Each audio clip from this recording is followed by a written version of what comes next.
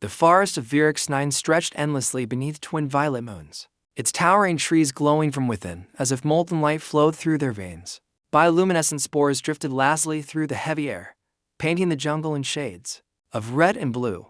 Lieutenant Kael Mercer moved carefully through the undergrowth, his compact scout armor adjusting to shifting radiation levels. His mission was simple: retrieve a lost Terran survey beacon and extract before Imperial patrols notice human presence on contested territory.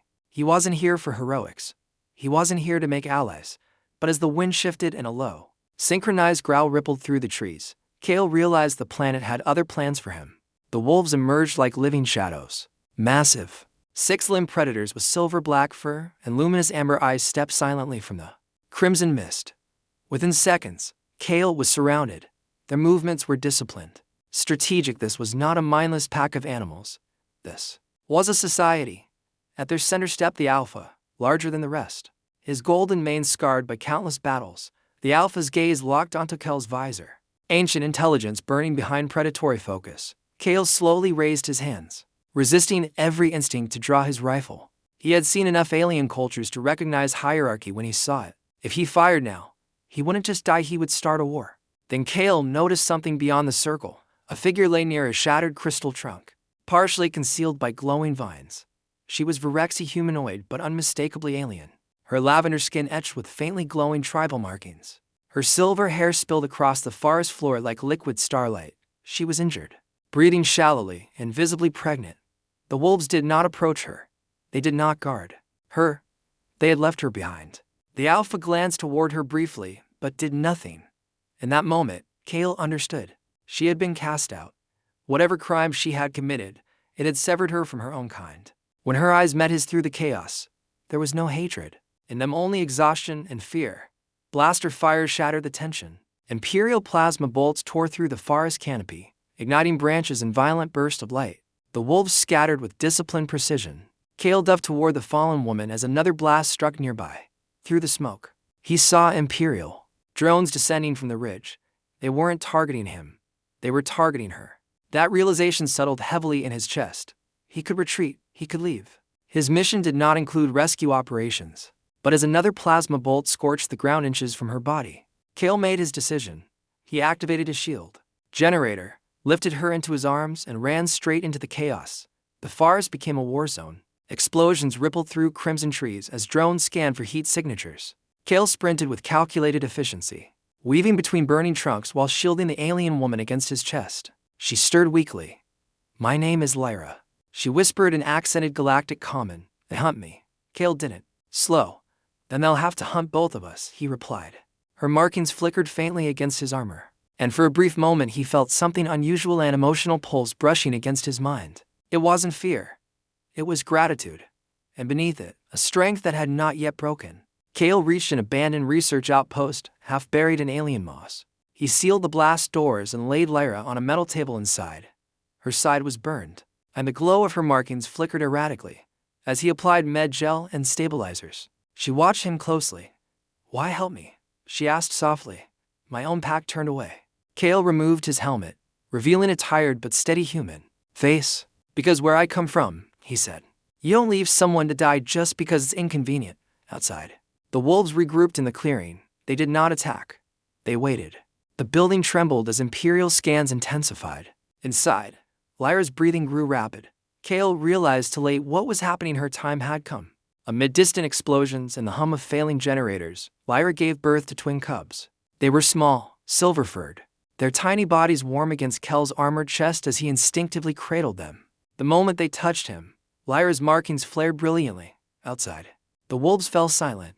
The Alpha approached the cracked window and looked inside. What he saw stopped him cold, his cubs sleeping peacefully against the chest of a human warrior who had shielded their mother with his own body. The Alpha entered slowly, muscles coiled yet restrained. One strike could end the human. Instead, he studied the cubs nestled against Kael's armor. They were calm, safe. Their tiny claws gripped the fabric of his suit. Lyra looked at her leader with quiet defiance. "He chose us," she said. The Alpha's golden eyes shifted to Kael. In that gaze was calculation and something deeper. He lowered his massive head in acknowledgement. It was not submission.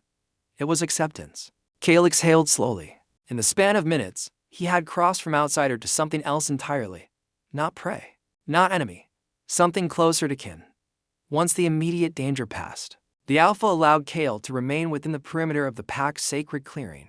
Under the twin moons, Lyra finally revealed the truth behind her exile. Admiral Varric of the Imperial Expansion Fleet had demanded that the Virexi submit to protection. But protection was a lie. The Empire had been harvesting Virexi cubs, exploiting their natural psychic resonance to create living bioweapons capable of destabilizing entire battlefields. Lyra, a moon priestess trained in the deepest rites of her people, had uncovered the program and refused to sanctify the alliance. For that defiance, she was branded a traitor. The pack had not hated her, they had feared Imperial retaliation. Kael listened in silence, anger simmering beneath controlled breathing. He had seen war crimes before, but weaponizing children crossed a line humanity did not forgive. The Alpha stepped forward and declared that before any alliance could be forged, Kael must stand in the Moonbond rite, a sacred ritual binding warrior and pack. Beneath the luminous glow of the twin moons, Lyra traced glowing sigils across Kael's chest plate, her fingers leaving streaks of silver light. The cubs rested between them as she began the chant, her voice resonating like distant thunder through his bones. Suddenly Kael felt it, a psychic bridge snapping into place. Emotions flooded his senses, the pack's grief, their pride, their ancestral memories of survival against extinction. He did not drown in it, he endured it. And when he steadied himself, the Alpha recognized the impossible truth. The human had not broken under the bond. He had strengthened it. In that moment, Kael ceased being an outsider. He became packed out with the ritual complete. Kael proposed the unthinkable: strike first. Imperial Command had established a temporary fortress at the forest edge, coordinating orbital operations from a descending dread platform. Using wolf scouts as silent guides, Kael infiltrated the perimeter under cover of night. Lyra accompanied him, her psychic link allowing silent communication between them. Inside the compound, Kael moved with ruthless efficiency, disabling power grids, sabotaging drone bays, and neutralizing patrols without triggering alarms. Meanwhile, Lyra projected subtle psychic distortions, confusing guards and masking their presence. Their coordination was seamless, intimate in a way neither had anticipated. At one point, pinned behind cover as alarms finally blared, she glanced at him with a fierce grin. "Still think you are small?" she teased. Kael smirked. "Stick close and watch." Admiral Varric arrived in thunder. His mechanized war armor descended from the dread platform like a falling meteor, slamming into the clearing with enough force to crack the earth. He stood nearly 3 meters tall, encased in black alloy etched with Imperial insignia, a disruptor cannon humming at his arm. "You endanger galactic stability for primitives," Varric sneered, targeting Lyra with a psychic suppression field that forced her to her knees. Kael felt her pain through the Moonbond like fire in his own skull. Rage sharpened his focus instead of clouding it. He charged directly at the armored warlord, dodging plasma burst and using the terrain to close distance. Wolves erupted from the tree line, attacking in coordinated waves, buying Kael seconds he desperately needed. Varric's armor amplified his strength, each blow capable of crushing steel. He slammed Kael through shattered plating and pinned him against a collapsed barricade. "One human cannot alter the Empire's course," the Admiral growled. But Kael was not fighting alone. Through the psychic link, Lyra steadied her breathing and pushed past the suppressor's interference. She channeled the pack's collective resonance directly into Kael. Energy surged through him, not mystical fantasy, but amplified neural synchronization, perfect clarity of instinct and timing. He rolled free, planted an explosive charge at a structural joint in Varric's armor, and drove his combat blade into the reactor seam as it detonated. The blast shattered the warlord's defenses. Varric staggered, stunned, disbelief etched across his face as the human warrior struck the final blow. With Varric dead and the command nexus sabotaged, Imperial forces faltered. The dread platform lost orbital sync and retreated under automated failsafes. Without their commander and psychic weapon program intact, the occupation collapsed in chaos. The pack emerged from the forest not as hunted prey but as united defenders. The Alpha publicly restored Lyra's status before the entire tribe, acknowledging her foresight and courage. But it was Kael whom the wolves circled in silent recognition, not as a conqueror, not as a savior, as family. Lyra approached him beneath the settling ash of battle and pressed her forehead gently to his. "You did not fight for conquest," she whispered. "You fought for us." Kael exhaled slowly. "That's what humans do when it matters." Months later, Varric's Nine no longer felt like hostile territory. The Crimson Forest thrived, untouched by Imperial machinery. The cubs, strong, playful, and fiercely protective of their adopted human guardian, tumbled across Kael's lap. As he sat beside Lyra beneath the twin moons, through the Moonbond, he felt their joy as clearly as his own heartbeat. The Alpha no longer watched him with suspicion, but with quiet pride. A Terran shuttle occasionally arrived with supplies. Yet Kael no longer considered Earth his only home.